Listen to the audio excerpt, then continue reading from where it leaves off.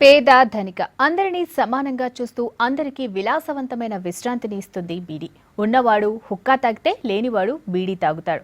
కన్యాశుల్కం కాలం నుంచి ఇప్పటి వరకు బీడీకి చాలా చరిత్ర ఉంది. కానీ అలాంటి బీడీలను తయారు చేస్తున్న కార్మికులకు మాత్రం రోజు గడవడం లేదు. తమ ఆరోగ్యాలను సైతం లెక్క చేయకుండా బీడీలు చుడుతున్న కార్మికుల దీనస్థితిపై V6 ప్రత్యేక కథనం. మెతుకు సీమ మెదక్లో బీడీ కార్మికుల పరిస్థితి దారుణంగా తయారైంది. బీడీ చుడితే కానీ డొక్కడని జీవితం వారిది. జిల్లాలోని నారాయణఖేడ్ మండలం హనుమంతుపేటలో సగానికి పైగా గ్రామస్తుల జీవనాధారం బీడీలు చుట్టడం. ఏళ్లుగా బీడీలు చుడుతూ బతుకుబండిని లాగుతున్నారు. ఇప్పుడు వీరి కష్టాలు రెట్టింపయ్యాయి. గతంలో తక్కువ ధరకే వచ్చిన బీడీ తయారీ ముడిసరుకు ఇప్పుడు కొండకి కూర్చోవడంతో దిక్కుతోచని పరిస్థితిలో ఉన్నారు కార్మికులు. వీటికి తోడు సిగరెట్ కంపెనీలు విస్తరిస్తుండటంతో ఇప్పుడు వీరికి రోజు గడవడం కష్టంగా మారింది.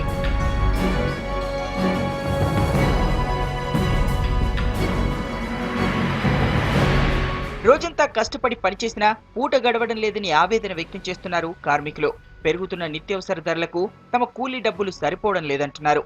మా కూలీ ఎంత 100కి 1000కి 110 రూపాయలు ఇస్తారు. 20 రూపాయలు ఆక్కుపోతుంది. మాకు పడేది అది 80 రూపాయలే కూలీ.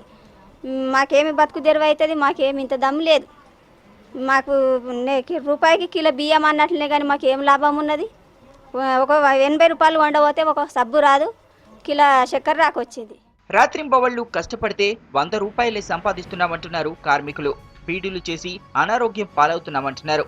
సంపాదించిన కాడికి ఆసుపత్రుల్లో పెడుతున్నామని ఆవేదన వ్యక్తం చేస్తున్నారు. ఏళ్ళైతుంది బీడీలు చేయబట్టి, మరి మాకు బతుకు తెరువు లేదు. మేము ఎట్లా కష్టం చేసుకొని ఎట్లా బతకాలి? మరి తినటానికి అన్నం లేదు. 4 కిలోల బియ్యం ఇస్తే నలుగురికి మనిషికి 4 కిలోల బియ్యం ఇస్తే ఎట్లా బతకాలి మేము? మాకు ఆరోగ్యం సరిగా ఉండకపోయినా కూడా సరిపోతలే చూయించుకోవడానికి కూడా. అసలు ఏదో ఖాళీగా ఉన్నాం కాబట్టి బీడీలు చేస్తున్నాం అన్నట్టు. ఇంటి దగ్గర ఉట్టిన కూర్చోకుండా 50 రూపాయలు వస్తే 30-40 రూపాయలకి ఆకుకే పోతుంది అన్నట్టు. మిగిలిన పాలకు కూడా సరిపోవు అసలు, చక్కెరకి చాపత్తి కాబట్టి మిగిలిన ఖర్చులన్నీ ఎట్లా భరించుకోవాలి మేము? మాకు ఏది లేదు అన్నట్టు. ప్రభుత్వం తమను ఆదుకోవాలని కోరుతున్నారు బీడీ కార్మికులు. కూలీ డబ్బులు పెంచి హెల్త్ ఇన్సూరెన్స్ సౌకర్యం కల్పించాలని విజ్ఞప్తి చేస్తున్నారు.